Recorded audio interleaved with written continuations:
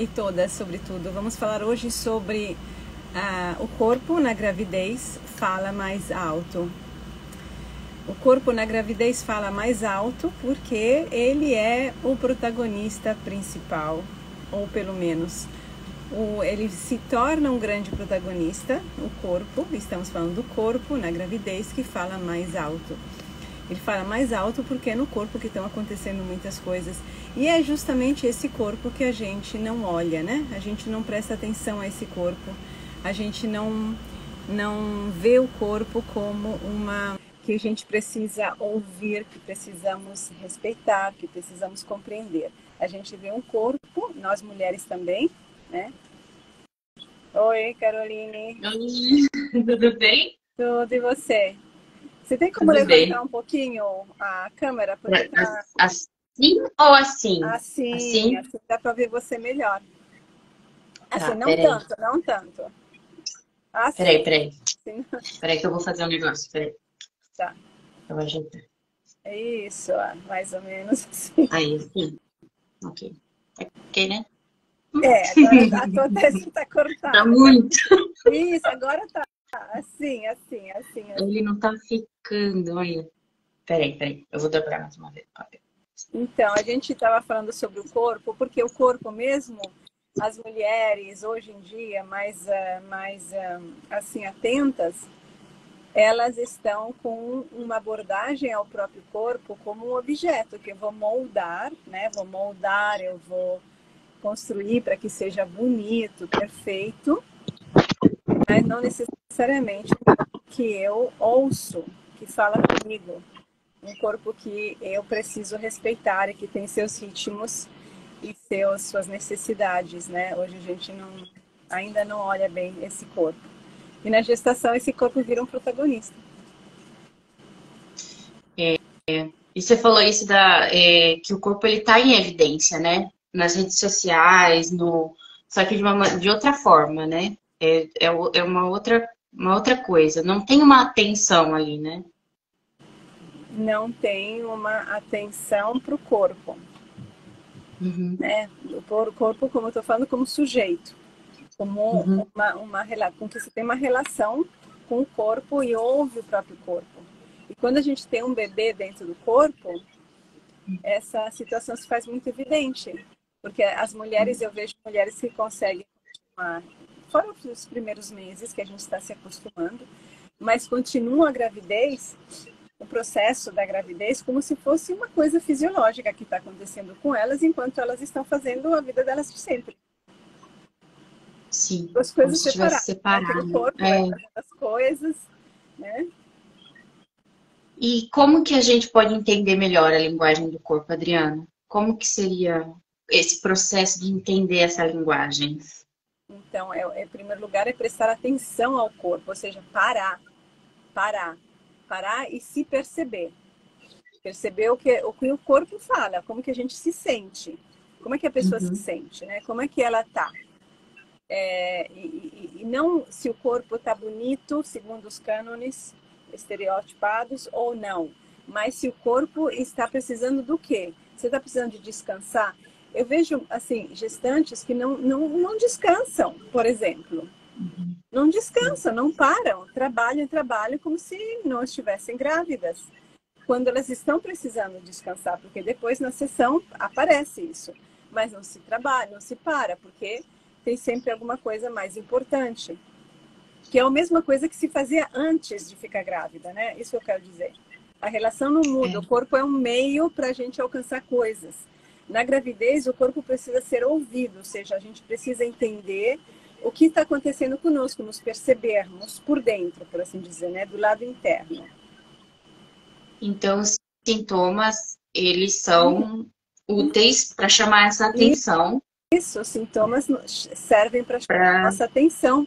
A atenção de quem? Da consciência, né? Da gente como consciência que estamos ocupados com outra coisa. A gente está olhando para lá. A gente não está aqui. No aqui e agora, inclusive, né? Porque eu acho que no caso da gravidez, a mulher não quer entrar em contato com o corpo, porque ela entraria em contato com a gravidez. com estar grávida, o que significa estar grávida, o que vai acontecer. Ela não processou o que significa isso para ela, se ela queria, não queria, não quer ver a ambiguidade que está relacionada à gravidez, que pode estar, né? Sim, sim. E a gente acaba ficando num lugar de mais vulnerabilidade também, né? Nesse momento. Eu acho que entrar em contato com essa vulnerabilidade interna também é uma questão que pode Que dá surgir. medo, que dá medo. Exatamente, que dá medo. É. Aí se foge, se trabalha mais, se faz, e aí no máximo se faz uma hidroginástica. Mas Uhum. não se faz uma Sim. meditação para estar com o corpo, não se faz um exercício físico sentindo o corpo.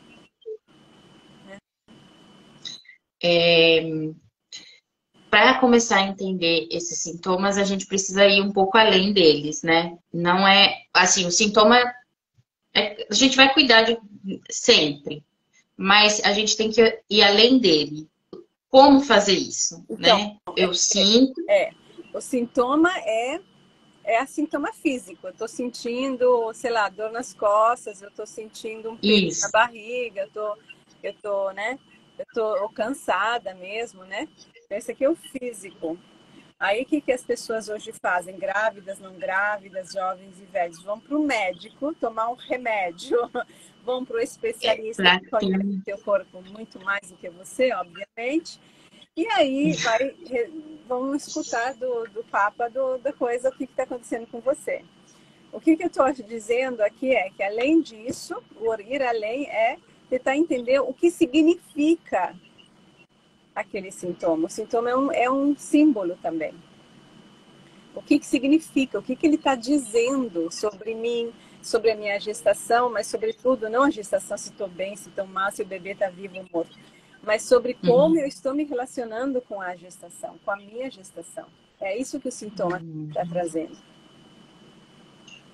Então, sempre vai ser, nesse momento, a relação da mulher com a gestação. Esses sintomas, eles vão estar falando sempre sobre isso. Geralmente, sim. É de qual é a atitude que a mulher tem para com a gestação dela. Aí tem coisas envolvidas, né? A gestação, mudança, coisas que a mulher não fala para si mesma. A mudança, o que vai ser o futuro, a relação com o parceiro, a maternidade, se ela vai conseguir ser mãe, se ela vai ser uma boa mãe, tudo isso paira, né? E aí tem a relação com a própria mãe que a gente já viu, como fantasma, se vai ser como aquilo, se eu vou conseguir, se minha mãe vai interferir, ou se minha mãe vai me...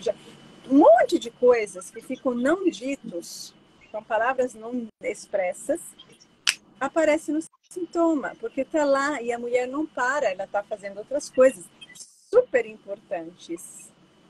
E não para para se perceber. A gente se distrai, né? A gente se distrai.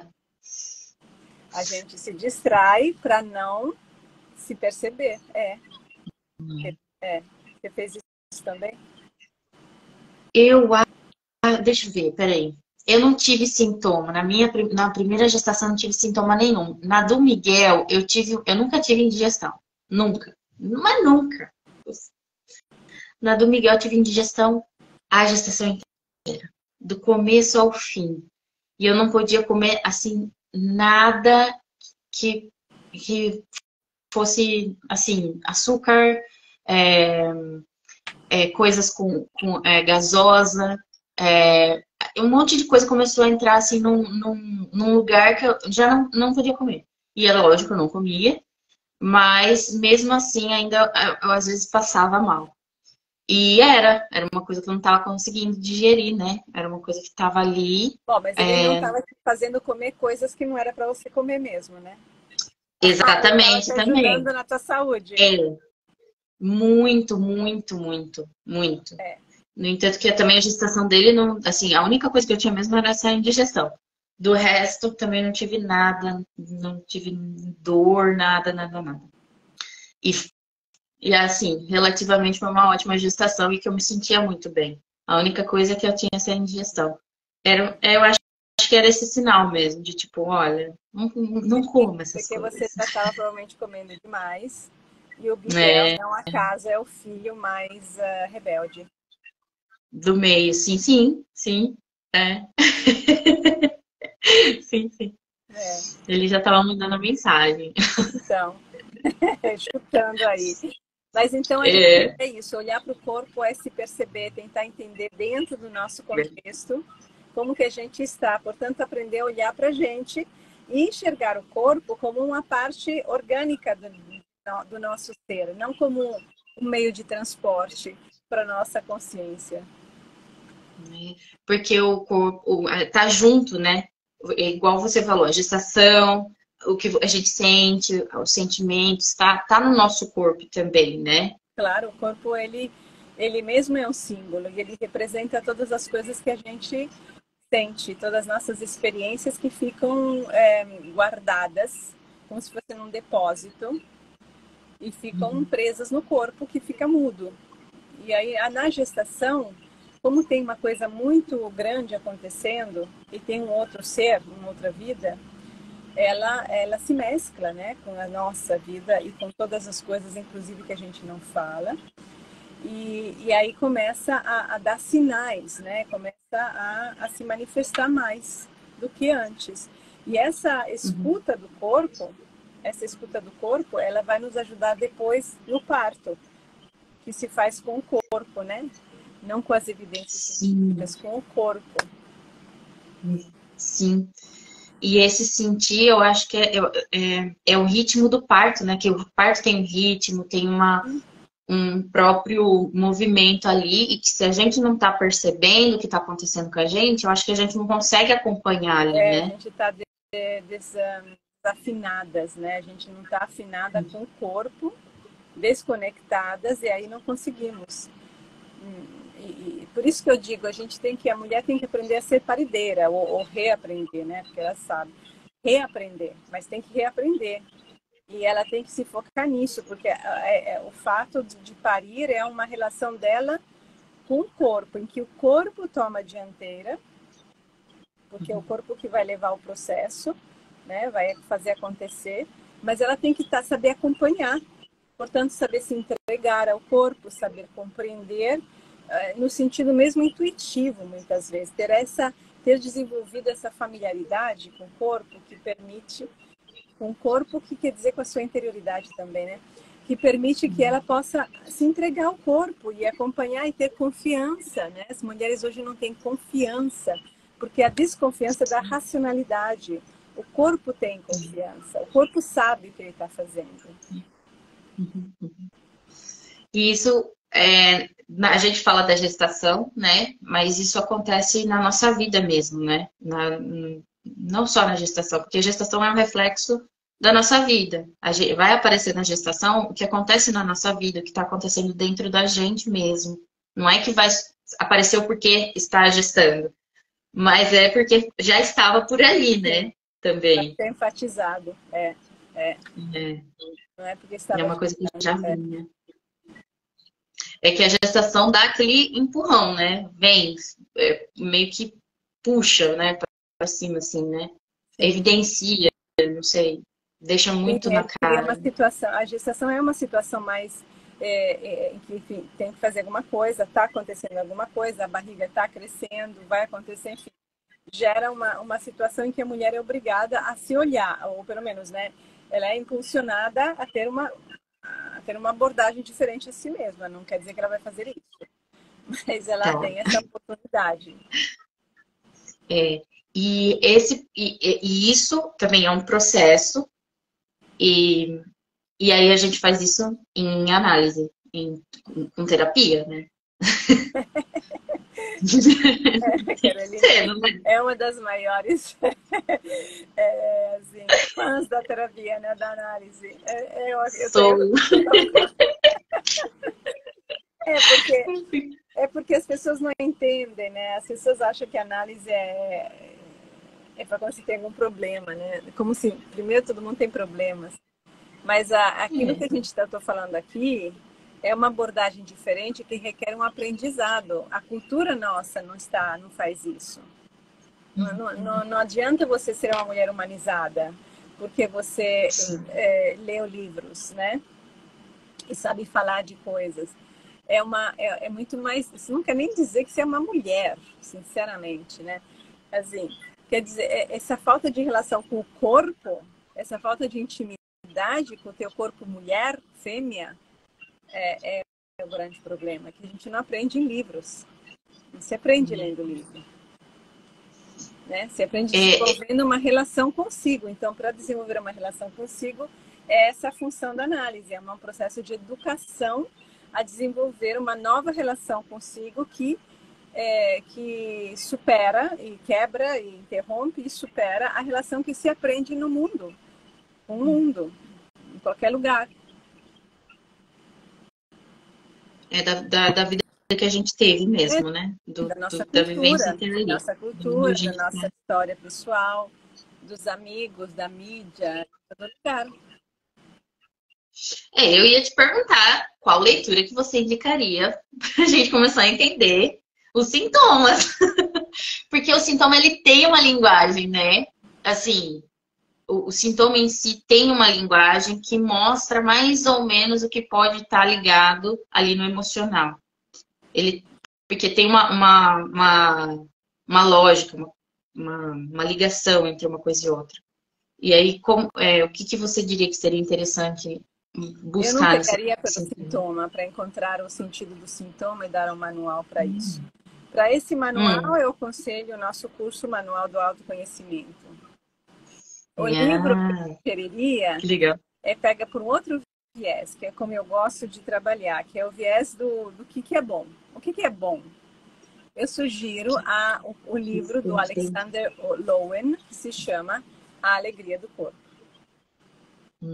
É muito bonitinho. É a alegria do corpo. Pra gente, um corpo livre é um corpo alegre. Sim. Um corpo livre é um corpo alegre. A alegria vem também do corpo. Um corpo preso, um corpo parado, porque o nosso corpo requer movimento. O corpo é um animal. Esse animal, numa gaiola, ele não vai sofrer, é deprimido. Então, o corpo parado é um corpo deprimido. A gente, agora que a gente sempre tá... A gente trabalha, né, na frente do computador, com o celular, e é parado. E a gente, às vezes, eu não sei, eu tenho essa tendência, pelo menos, a achar que eu não preciso, sabe? É uma coisa meio assim, não, mas nem preciso. Mas é do movimento físico em si, de uma atividade física. Mas de uns tempos pra cá, eu tenho percebido o quanto faz diferença em tudo, assim, sabe? O movimento realmente faz muita diferença no dia a dia, assim, né? Total. E é o que você falou, é uma necessidade humana como outras, assim, né? É biológica, é animal. Mas a gente desenvolve uma preguiça, porque o mundo está todo nessa direção, né? Então, quando se vai cuidar do corpo, se cuida do corpo estereotipado, como um modelo, né? Se vai para academia, que tudo bem, eu adoro ir para academia, porque é importante estar na academia, fazer movimento, é onde que a gente vai fazer, né? Mas a questão é estar com o corpo não para malhar. Na gravidez, eu estou falando, né? Também não sem gravidez. Mas na gravidez, é estar com o corpo não para malhar, mas se perceber, até só para perceber se está tudo bem. Né? Perceber até o sexo do bebê, sem precisar fazer uma ultrassom. Sabemos nós que muita ultrassom não é boa, não é? Então, assim, essa coisa da autopercepção e de uma intimidade com o nosso corpo, com as necessidades, com os momentos. Eu posso ter que trabalhar, mas assim, se meu corpo está precisando parar, eu preciso conseguir parar 10 minutos. E 10 minutos fazem a diferença quando eu consigo parar naquele momento. Mas é porque eu estou atenta. Né? Estou atenta. E assim, a mesma coisa quando vai ter o parto. Eu vou estar atenta ao que está acontecendo, vou seguir, eu vou acompanhar. É aí que entra as coisas da nossa cabeça, né? Porque a gente não para, por exemplo, uma mulher não vai parar para descansar, por quê? Porque começou a vir um monte de coisa. Mas eu não posso parar, isso é frescura, sei lá. Um monte de coisa que vai vir na cabeça. Eu tinha uma paciente minha hoje que teve dois sonhos interessantes, mas praticamente ela, como é que era? Ela finalmente, depois de um bom tempo de análise, ela conseguiu dar espaço para a intuição dela e deixar a racionalidade entre aspas, porque isso daqui é uma racionalização. O que está movendo, Sim. o que está por trás movendo é a preguiça, por exemplo. Por que eu vou parar? Sim. Preguiça, pura preguiça. Ninguém gosta dessa palavra, é preguiça. Aí vai dando desculpas. Por que eu não estou parando, né? Mas isso aqui são as desculpas racionais, então são racionalizações. Mas tinha uma pessoa que ela conseguiu ouvir a própria intuição, mandar calar ou convencer a amiga racionaloide, que é um lado dela, para não... que ela sabe o que ela está fazendo, ela sabe o caminho, intuitivamente, e depois ela sonhou que era como...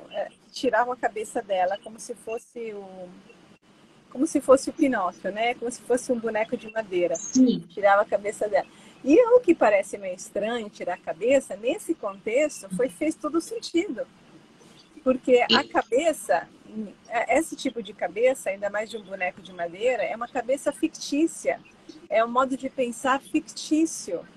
É uma coisa assim, que se sobrepõe à vida real, àquilo que realmente eu sinto, que eu quero, que eu preciso. E tanto que eu contei para ela, né, a história de Pinóquio.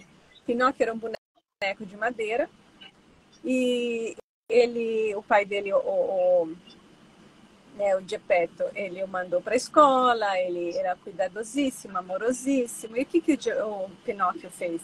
Ele foi seguir o gato e a raposa, né? Porque ele queria... Isso chama-se imediatismo, né, cara? O imediatismo. Ele foi, porque é o país das guloseimas e não se faz nada, não se estuda, que é muito cansativo estudar. E aí ele foi se perdendo e virou burro, literalmente um burro. Sim. E ele não ouvia, não prestava atenção à fadinha, que era como se fosse a consciência dele. Ele teve que passar por toda uma série de situações, perdeu o pai foi engolido pela baleia, que é o processo de recuo e de queda, de depressão, de recuo. E aí ele virou menino, virou um ser humano real, quando ele aprendeu a pensar com a própria cabeça. Então, no momento em que ele finalmente começou a raciocinar e decidir pela própria vida, ele vira menino e não é mais um bonequinho de madeira. Então, ele ganha humanidade. É esse o processo da psicanálise pós-junguiana, que é de humanizar as pessoas, que elas podem parecer humanas, porque elas têm carne, né? Sim, são humanas, são homo sapiens, mas elas estão repetindo padrões, então elas são como robôs, como bonecos de madeira. E as grávidas não são diferentes, porque não é que você vira grávida e vira iluminada. Você é uma grávida e continua sendo a mulher de antes. Só que a gravidez pede uma coisa. Tá bom. Uma coisa. Eu vou dar uma aula agora sobre doença mental. Então, vamos ter que terminar. Vamos ficar para a próxima semana. Sim. Tá bom? Obrigada, Adriana. Obrigada a você também, Carolina. A todos. Tchau, tchau.